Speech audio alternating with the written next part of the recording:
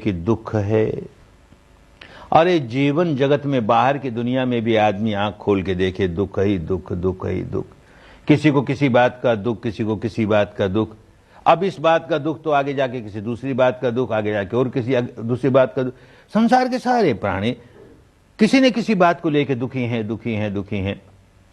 ये बुद्धि से जाना। अब हम अनुभूति से जान रहे हैं, दुख है, दुख है, ये सत्य है, ये जीवन जगत की सच्चाई है, इससे नकारा नहीं जा सकता। कोई कारण होगा, दुख है तो कोई कारण होगा। अगर बिना कारण के ही दुख आता है, अकस्मात आता है, किसी प्रभु की लीला है इसलिए आ जाता है, तो भाई प्रभु की लीला होगी, वही बचाएगा तो बचाएगा, नहीं कैसे बचेंगे। अंदर जाके सच्चाई देखने लगेगा तो कुछ अकस्मात होता नहीं, जो होता है उसके पीछे कोई कारण है। एक कारण है या अनेक कारण है। कारणों से ही दुख की उत्पत्ति होती है। जो बात कारणों से उत्पन्न होती है वो कारण दूर कर दो, उसकी उत्पत्ति नहीं होगी। ये रोग है और रोग का ये कारण है। कोई चिकित्सक का पहला काम ये होता है कि रोगी को ये रोग है ये तो जाने। जो यही नहीं जाना कि ये रोग है वो इलाज क्या करेगा। तो पहली सच्चाई ये जाने कि ये रोग है। दूसरी सच्चाई की गहराई से उसका कारण क्या है। ऊपर ऊपर का कारण तो हजार नजर आएगा, गहराइयों से उसका कारण क्या है। ये दो बात जान ली, अब इलाज करना आसान हो गया। वो जो गहराइयों वाला कारण है उसका निवारण करो, उसको दूर करो। वो दूर हुआ कि रोग अपने आप दूर हो जाएगा। रोग को दूर करने के लिए कुछ नहीं करना पड़ेगा। ऐसे ही जीवन जगत की ये सच्चाई की दुख है। इस दुख है कि सच्चाई को अगर हम साक्षी भाव से देखते देखते देखते गहराइयों तक चले जाएंगे, अपने ही 3.5 हाथ की काया के भीतर, तो दुख का सही कारण पकड़ में आ जाएगा। अब तो ऊपरी ऊपरी कारण, ऐसा हो गया, ऐसा हो गया, ये अनचाही हो गई इसलिए दुखी हो गया, वो मनचाही नहीं हुई इसलिए दुखी हो गया। इन कारणों में उलझे रहेंगे, उनको सुधारने में लगे रहेंगे तो सही कारण पकड़ में नहीं आएगा।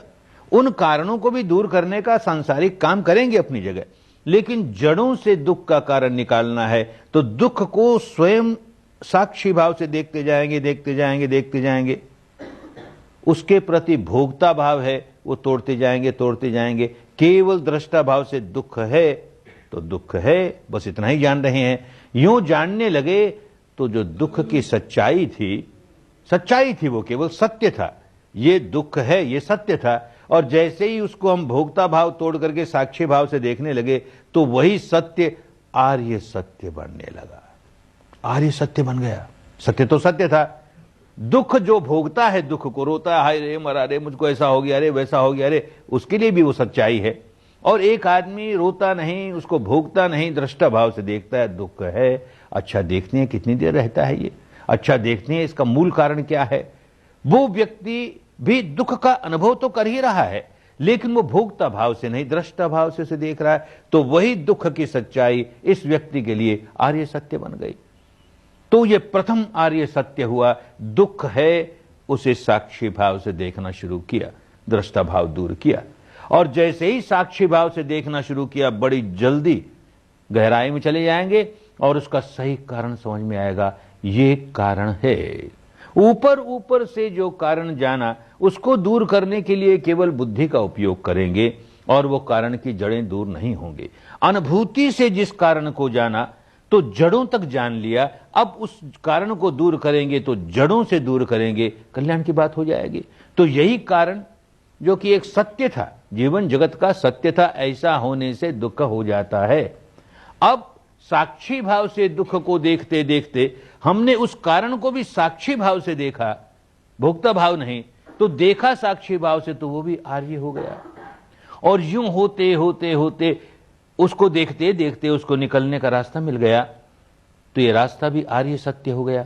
और निकालते निकालते निकालते सारा दुख निकाल दिया।